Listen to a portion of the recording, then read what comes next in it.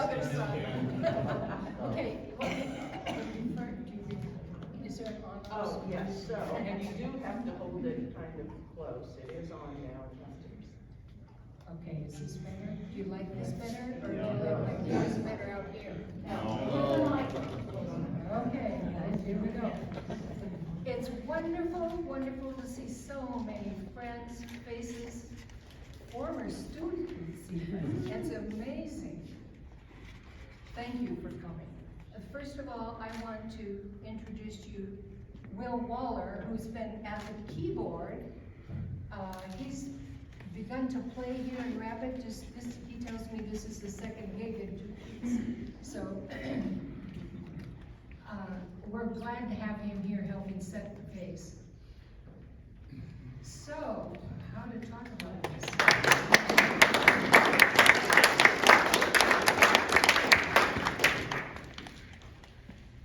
I know the work you've seen from me for the last 20 years or 25 years have been abstract expressionist paintings. Now, this doesn't sound like I'm talking into anything to me. Now we know. I need it closer. Okay. So what you've seen from me are abstract expressionist paintings, but now this is a complete twist. Unless you watch me in the studio. And there you find that it's really all the same. I use music wherever I am, however I'm painting, just as I have with some of the other collections I've shown to you. In this case, when I was doing some of the darkest work, I used Schoenberg, Ligeti, pretty atonal, open music that's very heavy. When I did this big piece, this happened this year. I worked on it from about February till July, and that was mostly to Coltrane. So that's quite a difference, and maybe that accounts for the change in attitude, but obviously you can see there's quite a difference between that piece and all of the others. When I went back to the island in December or January, I intended to carry on with a painting like this one here, this big rib cage. I wanted to make it so big and so forceful that it would suck you right in, that you wouldn't be able to avoid it. I wanted you to feel that power. But this is what happened. Which goes to show, for one thing, that we're all different. Every day we wake up, we're different people. And a lot happened to me between the time that I did the bulk of these paintings and that big piece. And a lot of it was medical stuff related to my heart, which got straightened out. So when I went back there, I decided to tackle a big canvas and didn't realize that it was almost more than I could handle. But there it is. I'm not going to tell you what it means. And I'm going to go back to something I used to tell the students. There's no wrong way to interpret a painting. There's no right way to interpret a painting. You're going to interpret it by your eye and your history. You can't interpret it the way I do. You can't get into my head or my heart or my eyes. So when you look at the work here tonight, try to think about it from your history. What do you know about this? Or what does it symbolize to you? What does it mean? I'm not going to interpret each piece to you as I have done in some of the other gallery talks. Here I just want you to think about the abstract nature, the direction of the brushstrokes, the forms that are there. How many of you have seen skinned deer? That wouldn't go over very well in a lot of places. And so, for me, the idea of a skinned deer is an abstract form in the first place.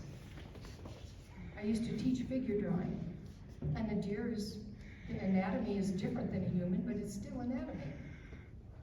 So, and with the deer, it's the beautiful red color, plus the abstract forms that are there, or that are present in that hanging deer, that were stimulating to me. I don't consider it macabre. I can't find enough ways to interpret. I want the work to be strong, but sensitive. I want it to be solid, but I want it to have intricacies. I want it to have lots of different kinds of characteristics that in the end produce something that is not only my personal view, but I'm trying to say it in terms that it becomes universal. It's more of a universal comment or commentary on nature and humanity. There are a lot of different moods in this room, on the wall, probably on the bodies too, but on the wall. From the humorous one over here, which was Night Dance, that was drawn the other way around, of course, because it was hanging deer. But when I turned it right side up, I liked it so much better, because it looks like they're dancing, and their little skinny necks look like they could be dancing and tossing their antlers back and forth, and then those Turkish pants they're wearing is a scream.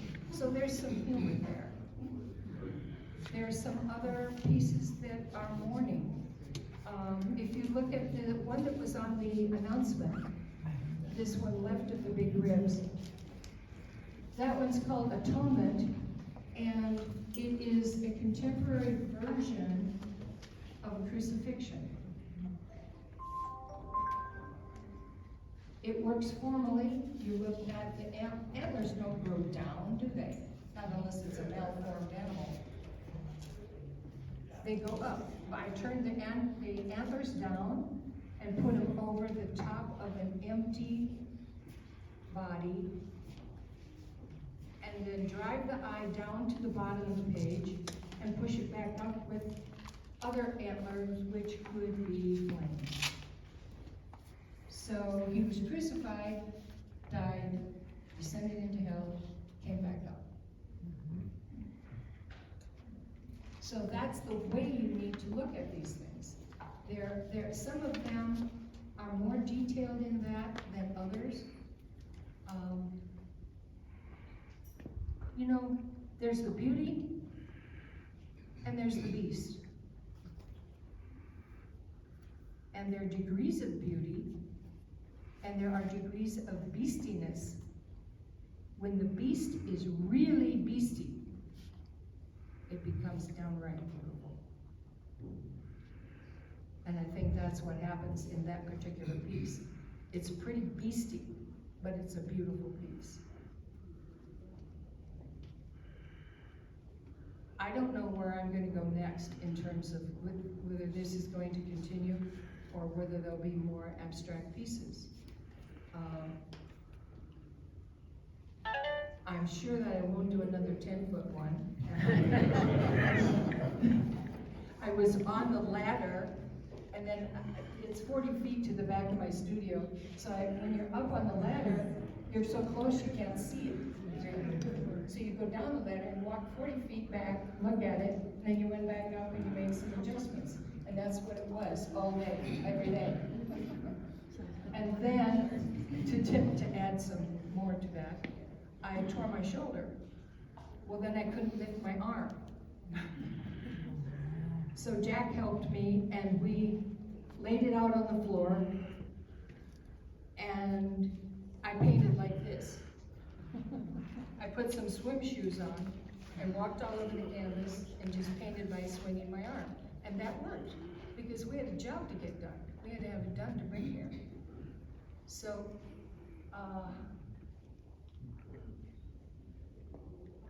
I have two sons that are both very creative, and they both draw very well. They have high regard for art. My one son is here tonight, and he's a bit of a wordsmith. And I have to tell you that standing there behind my husband Jack is, isn't it white cloth stained with red? What does that say back there? Yeah, Friday Harbor. No. No, I wanted the name of that canvas. It's something about white sheets stained with scarlet. White robes. White robes. Yeah, stained with scarlet. Well, when we were building the house out there, I was working on the canvases, and that helped me with titles frequently. And he called that one 4 in negligees and 2 buck naked.